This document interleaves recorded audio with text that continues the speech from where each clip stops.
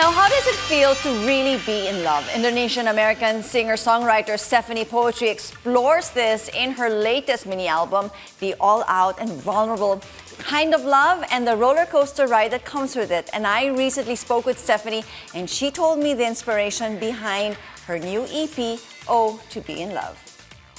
Every time I look at music now, a lot of it is about breaking up, and for some reason I just couldn't relate to that right now, and so I wanted to put out songs that somebody like me who could be, maybe going through something happier could relate to, and so that's what Oh to Be in Love is all about.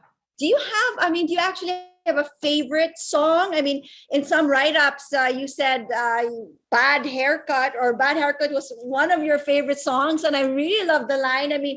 Who could ever say that you look good with a bad haircut? That's just so... I think the reason why Bad Haircut's my favorite song was not only because I wrote it alone in my room, but also I was lucky enough to get the amazing Jake to sing on it as well. So it was a duet, and I was just very happy that this song could resonate with some people, and that the story itself is kind of funny. How it's like you like someone a lot when they still look good with a bad haircut.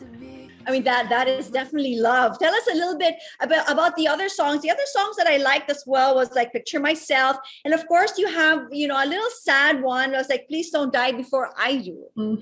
Yeah, I just kind of wanted to show like all the aspects of falling in love, like the good and the bad. And ultimately, like that really sad song about not wanting, to like have them go away before you do, is it all kind of relates back to loving somebody so much that you end up being scared of things that you didn't know you were scared of before. And so I just wanted to, if people ever experience that too, I want them to know that I also experienced it, so they're not alone.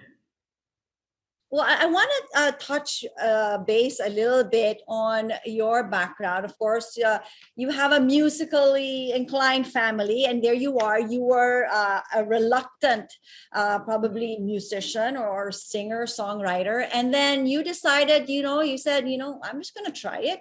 And, other people, when we try, we don't really go viral. We don't become a big, best new Asian artist. It just doesn't happen for the regular people, right? But here you are, you decide to test the waters, and it just boomed, it blew up. Take us back to that moment. What was going through your head? I was very, very lucky to have been able to do that. And I will also say that I am very privileged to just have been able to one day decide to do it. And there's always a part of me that wants to make sure that I then use this platform to make sure that people who have worked like a lot harder and a lot longer than I am will get the chances that I get as well. With these opportunities, as you said, it also entails a lot of, pressure, responsibilities. After that song of yours, that was such a big hit, you came out with an album, the AMPM, another EP, and then from them another one. Tell me a little bit about maybe your style of singing or writing songs. Did it change much, or it's pretty much, this was so raw, this was just so me, and I'm just going to keep going along this path? Yeah, it's actually very interesting because when I Love You 3000 did really well, I wasn't really sure what I wanted to do yet, because that was like my second song I've ever put out. And so I was in this weird position where people really wanted to know like what my other songs were gonna be, but I didn't even know what it was gonna be.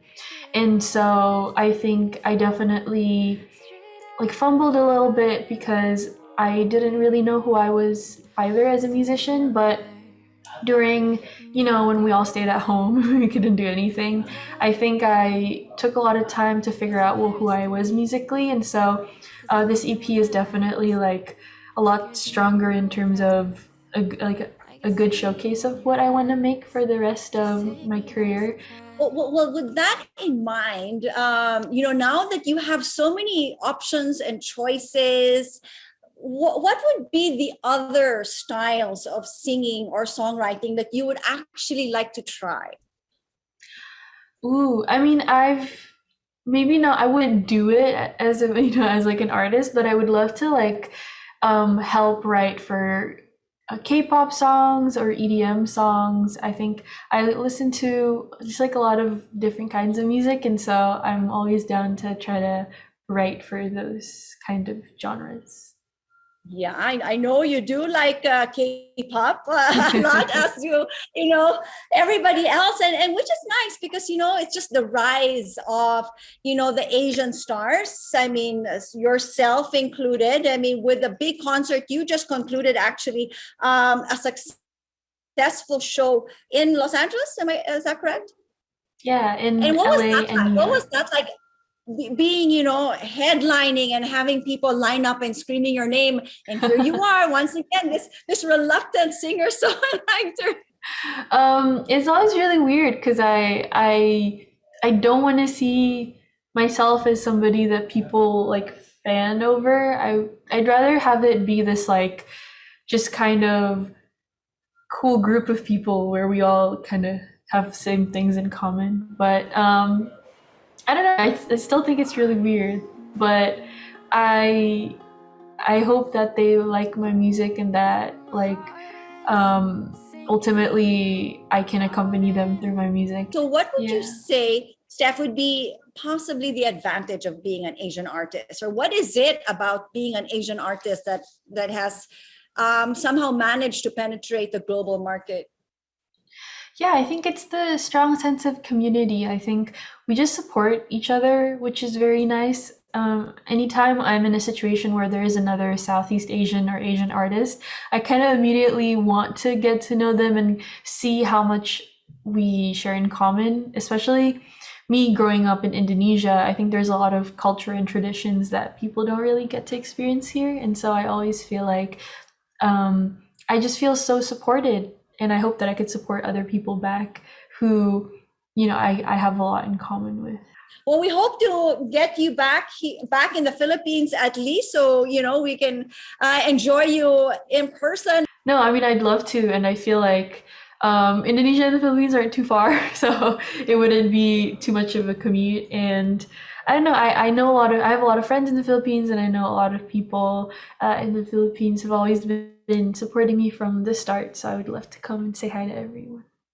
Thank you so much, Steph, for chatting with me today, and we wish you all the best. Thank you. Thank you.